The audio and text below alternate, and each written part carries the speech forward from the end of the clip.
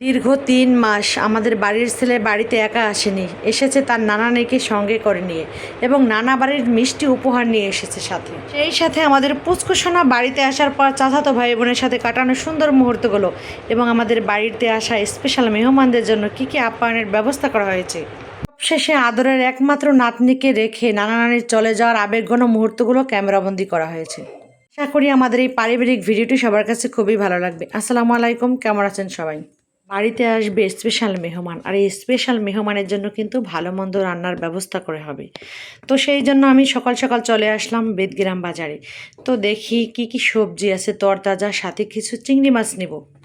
তো আমাদের বাঙালির একটা খুব সুন্দর নিয়ম আছে যে বাড়িতে মেহমান আসলে সেই মেহমানের জন্য কিন্তু অনেক পদের ব্যবস্থা করা হয়। তো এই যে আমি তড়িঘড়ি করে বাজার থেকে এসে কিন্তু রান্না বসিয়ে দিয়েছি চুলায়। আমি সব সময় আমার বাড়িতে মেহমান আসার আগে আমার সব রান্নাবান্না কমপ্লিট হয়ে যায়, কারণ মেহমানদের সামনে কথা বলবো না রান্না করব।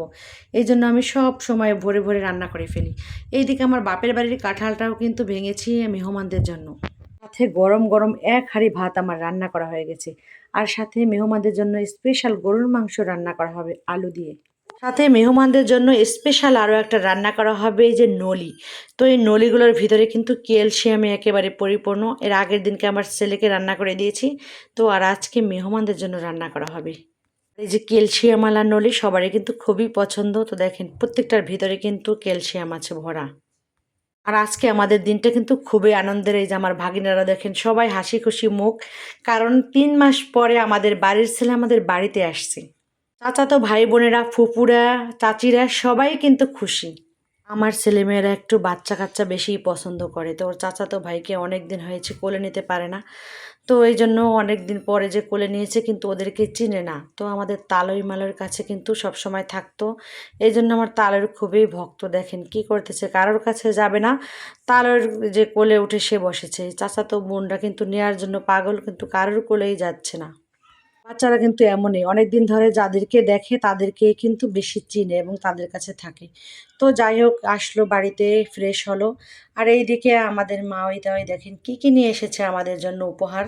আপনির সাথে বেয়াই বাড়ির মানুষদের জন্য ভালোবাসার উপহার নিয়ে এসেছে। তো আপনাদেরকে একটু দেখাই, দেখেন চাউলের গুঁড়ো নিয়ে এসেছে কুটে। তারপরে নিয়ে এসেছে এই যে দেখেন মিষ্টি দই, ভাঙার দই কিন্তু এমনিতেই বিখ্যাত, খুবই মজা। দেখেন আমাদের মা ওই আরও একটি স্পেশাল জিনিস নিয়ে এসেছে আমাদের জন্য, তালের গুড়।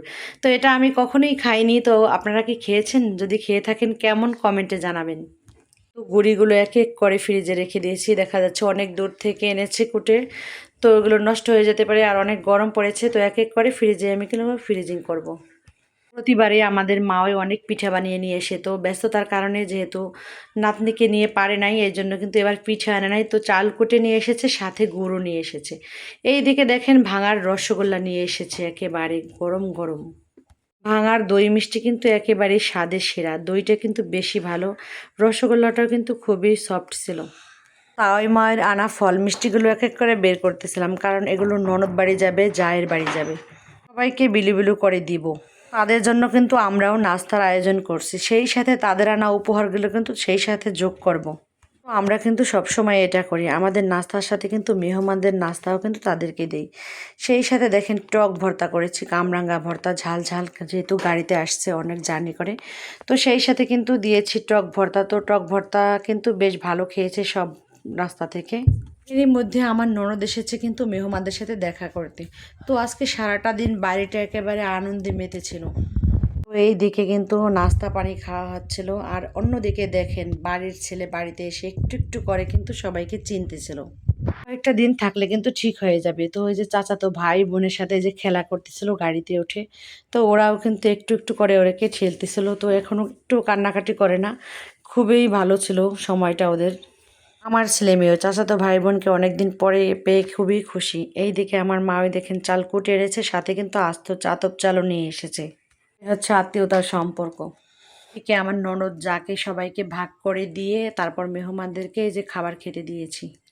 প্রচণ্ড গরম ছিল, আর এত গরমে খাইতে পারতেছিল না। তারপর তো ওই যে টেবিল ফ্যান কিন্তু সেট করে দেওয়া হয়েছে তাদেরকে। 4 রকমের তরকারি দেওয়া হয়েছে, সাথে ছিল ডাল, মাংসের সাথে ভাজি ছিল। নিয়ে এসেছিল ড্রাইভারকেও, তো ড্রাইভারকেও আমরা আপ্যায়ন করেছি অনেক। তো খাওয়া দাওয়া শেষে আমরা সবাই মিলে একসাথে গল্প করলাম। তো গল্প করার শেষে এখন তো বিদায়ের পালা।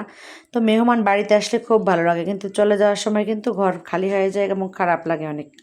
তো বেশি খারাপ লেগেছে আমাদের থেকে এই যে নানা নানির। তো দেখেন চলে যাচ্ছে, তো নাতনি নানাকে ছাড়ছে না, একদম নানার ভক্ত।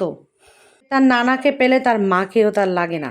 সবার থেকে আমার তাই মায়ের একটু বেশি মনটা খারাপ, কারণ দীর্ঘ 3টা মাস নাতনিকে কাছে রেখেছে, লালন পালন করেছে, খাওয়াই দিছে, গোসল করাই দিছে। তো নানিরা এমনই একটু পাগল হয়, আর নানিরা একটু নাতনিদেরকে বেশি লালন পালন করে, সব নানিরাই এরকম। এদিকে বিদায়বেলা গাড়িতে বসেও নানি নাতনিকে ছাড়ছে না, নাতনিও নানিকে ছাড়ছে না। এইদিকে আমার জাতও দেখেন টানাটানি করতেছে, তার কোলেও আসতেছে না। তো এই হৃদয় বিদারক দৃশ্য দেখে খুবই খারাপ লেগেছে আমাদের সবার। তাওয়ের মুখটা কিন্তু একেবারে ভার হয়ে গেছে, চোখে পানি ছলছল করছে, নাতনিকে ছেড়ে চলে যাবে একা। আর এইদিকে দেখেন তাওয়াইকেও কিন্তু ছাড়ছে না। তো গাড়ি অলরেডি কত দূর চলে গিয়েছে, সেই গাড়ি থেকে তাওয়ের আবার নেমে আসতে হলো। তাই কিন্তু ওকে একটু সামনে দোকানে নিয়ে হাঁটাহাঁটি করতে গেল, যে দেখি কোনো খাবার জিনিস দিয়ে ওকে ভুলিয়ে ভালিয়ে রাখা যায় কিনা। তাই ওকে দোকানপাট দিয়ে কিছু সময় নিয়ে ঘুরলো, তারপরে যে কয় ভাই বোনকে একসাথে চিপস কিনে দিয়ে ভুলিয়ে ভালিয়ে দিয়ে চলে গেল। প্রত্যেক বাবা মার ক্ষেত্রে মনে হয় এরকমই হয়, মেয়ে পরের বাড়ি দিলে তখন মেয়ের প্রতি একটা টান থাকে, যখন ওই মেয়ের কোনো ছেলে মেয়ে হয় তো নানা নানির সেই নাতি নাতনির উপর টান চলে যায় মেয়ের থেকে। এটাই হচ্ছে দুনিয়ার নিয়ম।